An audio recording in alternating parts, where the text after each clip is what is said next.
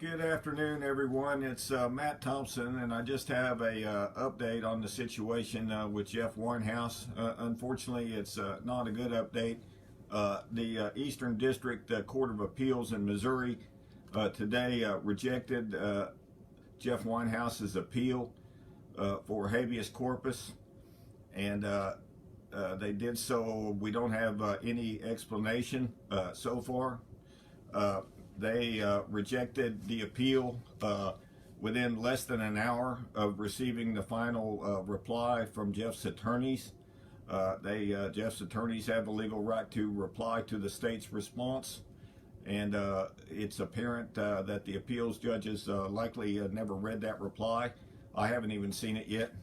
The ruling was issued within an hour of Jeff's attorneys filing the final reply, and they're extremely upset about it, and I think justifiably so.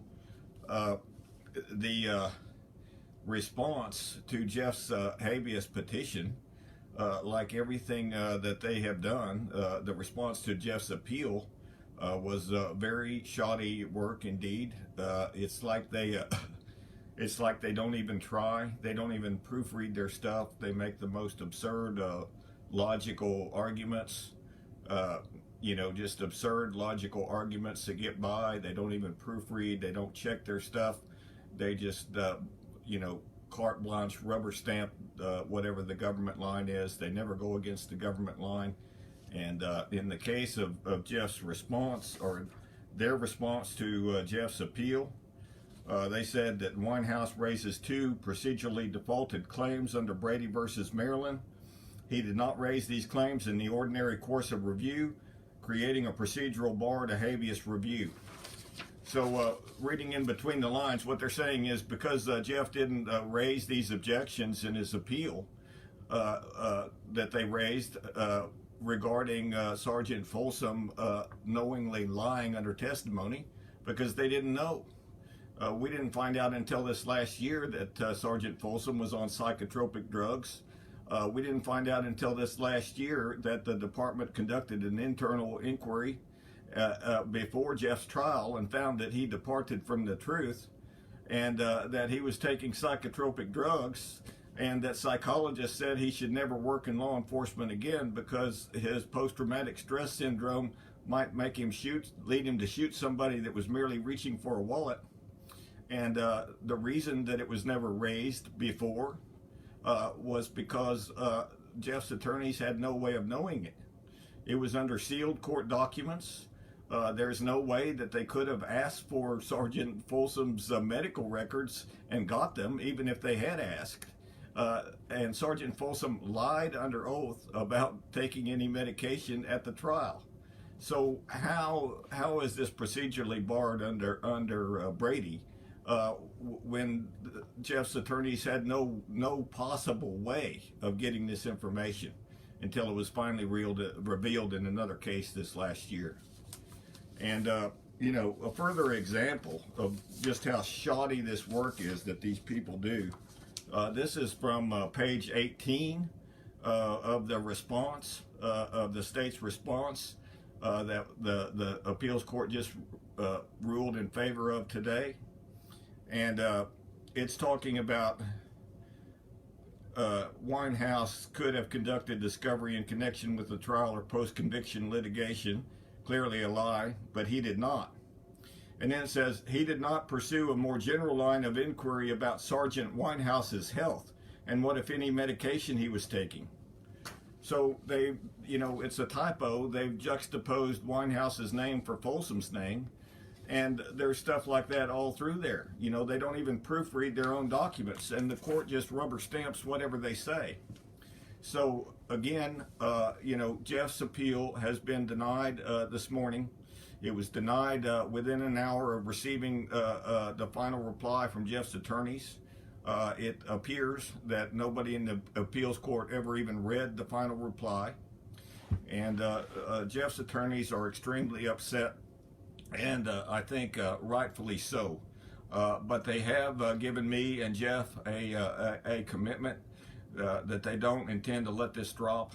They will pursue it to the Supreme Court of Missouri, and they will be hoping to file the case with the Supreme Court of Missouri in early next year. So, I know that Jeff was really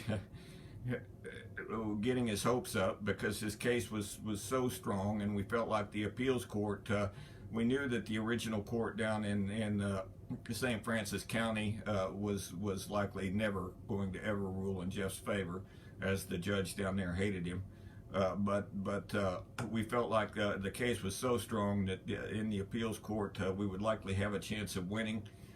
But it appears, Jeff had no chance, no matter how strong a case his attorneys made.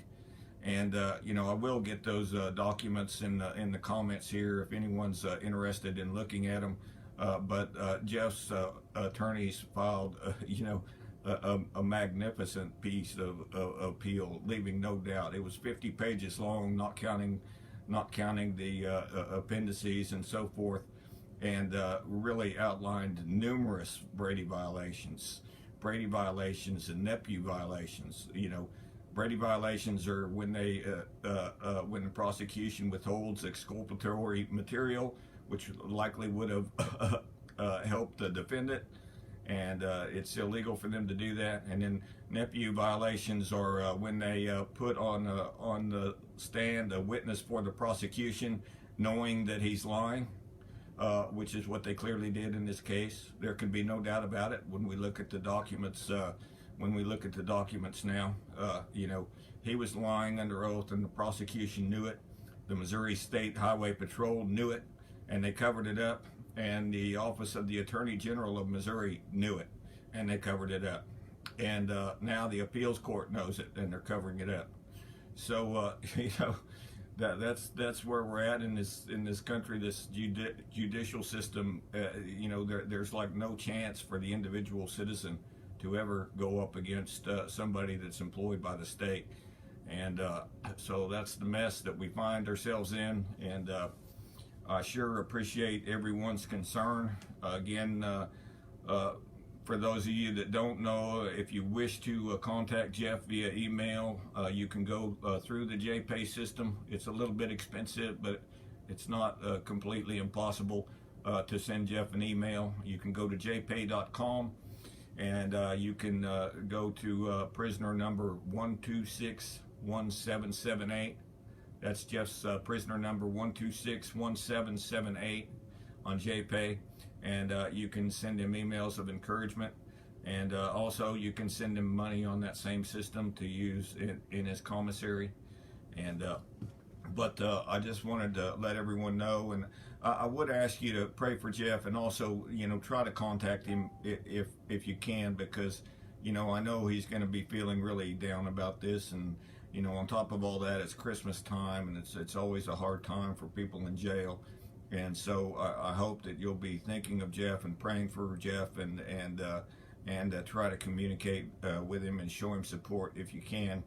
And as I've said many times, this is a very, very important case, because it goes to a fundamental structure of our society. What kind of government do we have?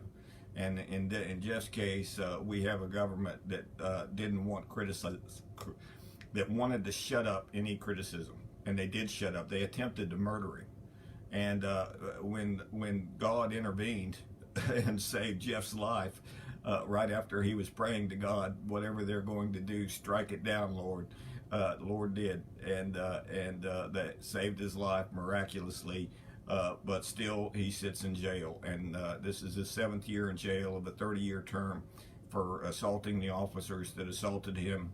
And the reason that they assaulted him is because they wanted to shut him up, and they still want to shut him up. And you're not supposed to, authorities are not supposed to be allowed to do that in this country. We have the not only the right, but the responsibility to criticize our rulers. And that's all that Jeff was doing. That's the only thing he ever did wrong.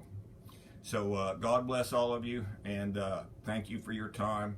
And please be thinking of Jeff in your prayers. And also pray for Amy Bartholomew and Jeff's defense team. They've done a fantastic job. And I know it's frustrating for them to work so hard and cover every minute detail and go over time and time again, make sure they're not making a mistake and make sure everything's correct. And and you know, mountains of legal precedent and legal reasons why Jeff must be released, and just unimpeachable arguments, just really a perfectly done case. And the other side doesn't even proofread what they do, and the court just rubber stamps whatever the state says. And so it's a shameful thing that's happened, and I hope that we will someday have success in the Supreme Court of Missouri. So thank you for your time, and we'll be in touch.